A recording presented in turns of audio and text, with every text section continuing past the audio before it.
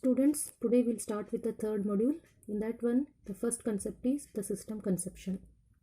System conception deals with the genesis of the application. Genesis means the origin.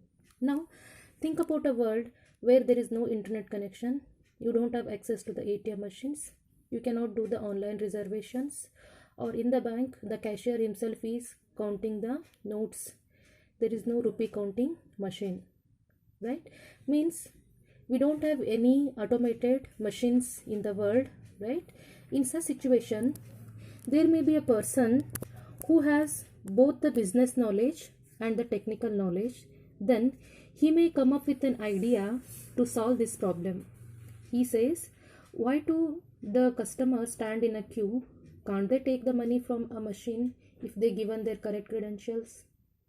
Why the cashier should go on counting lakhs together money when it is given for deposit? Can't a small machine do it, right?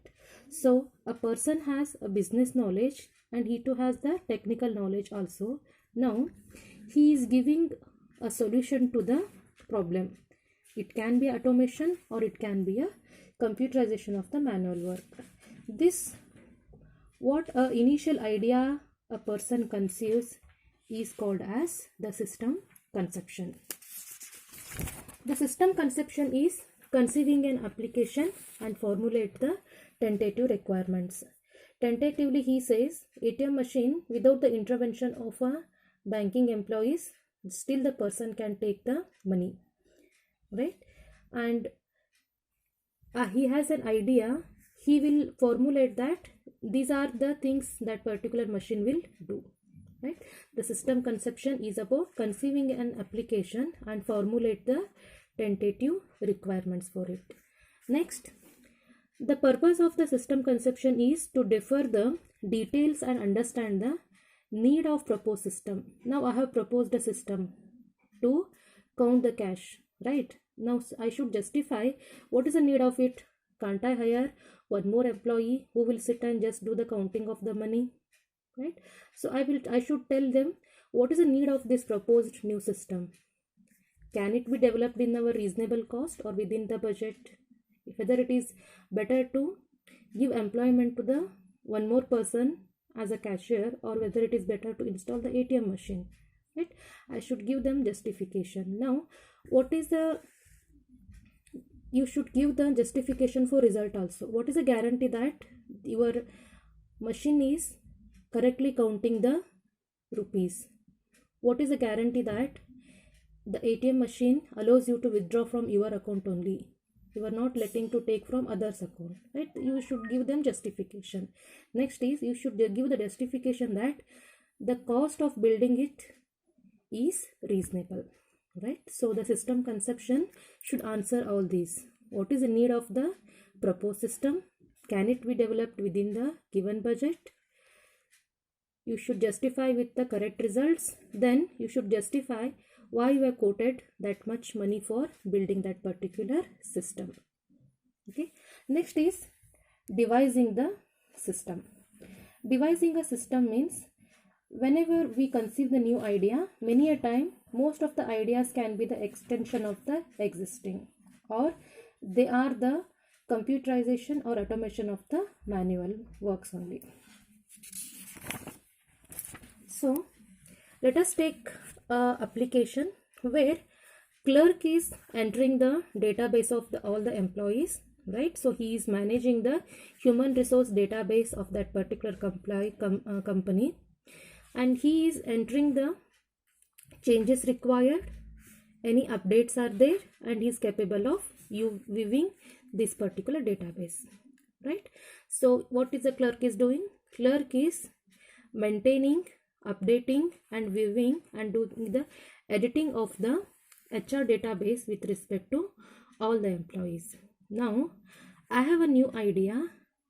Whenever employee want to make any changes, now if this particular application is working, then employee has to go and give the application to the clerk to make a modification to his data.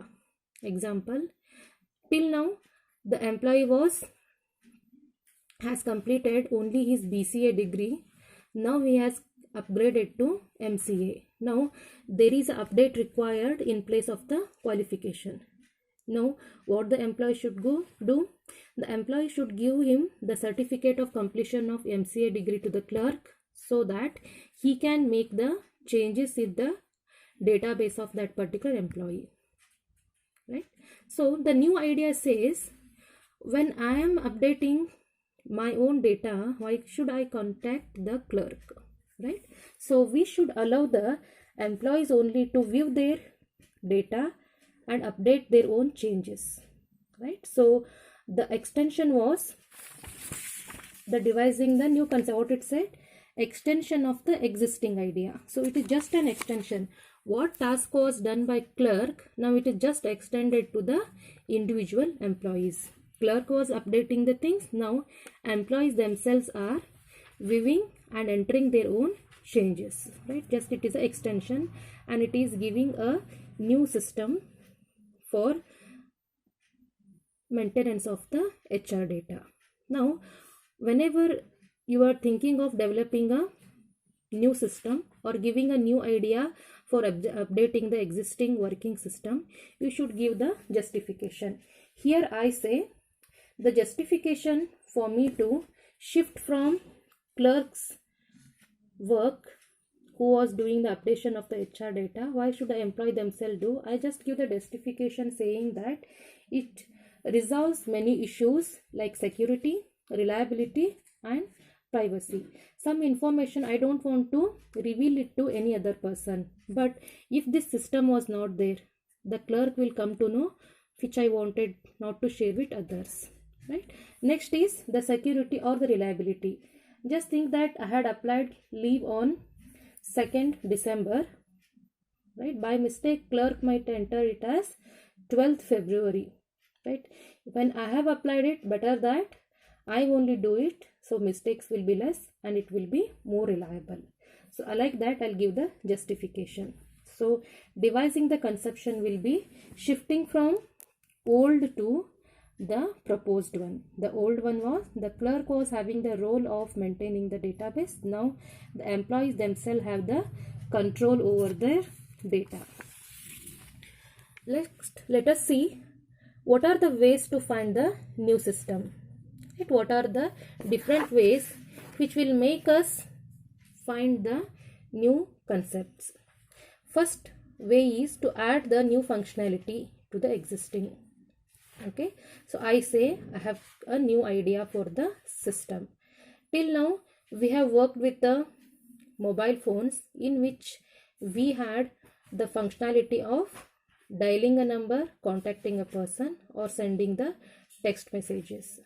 Now I will add a new functionality of video call and I say I have a new idea for the new system. So adding the new functionality is a way to find the new system concept. Next way is streamlining. That is removing the restrictions and generalizing the way that new system works. Previously in this system I had a restriction that the employees themselves had no control over their own data. The restriction was they should submit the details to clerk, then clerk only does the changes. So streamlining says remove the restrictions or generalize the way the new system works. That is also a new concept. Next is simplification. Simplification is I have a good software but only the experts or the specialists can use it. Till now I had a software which was actually accessed by the specialists. Now I'll make it so simple that any ordinary person can do it. Okay, so the simplification itself can be a way to find out the new system. Next is it can be automation, as we have learned that converting from a manual task to the automation is also finding the new concept. Next is the integration is a way to find the new system, wherein we are combining the functionalities from different systems, right? I have a mobile which is capable of making a call, sending a message. One more system I have a camera which is capable of taking the still images. I have a video camera, one more system which is capable of making the videos.